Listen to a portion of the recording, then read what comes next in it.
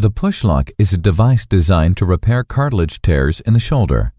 The surgeon begins by identifying the cartilage tear and inserting 2 cannulas into the shoulder. A suture-passing device is placed between the cartilage, or labrum, and the shoulder socket, or glenoid. A looped wire is passed underneath the labrum and retrieved through the anterior cannula.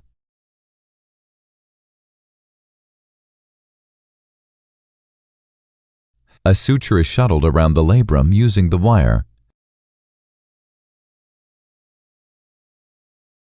The suture is retrieved and a drill is inserted into the joint. The drill is used to create a bone socket on the glenoid. The sutures are fed through a knotless push-lock anchor, and the anchor is hammered into the socket, securing the labrum to the bone. Alternatively, the looped wire can be eliminated and the suture passed directly underneath the labrum.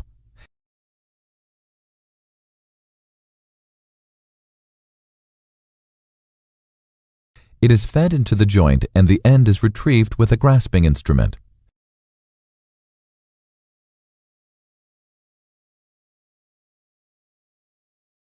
Another socket is drilled and the suture is fed through the push-lock anchor and hammered into place.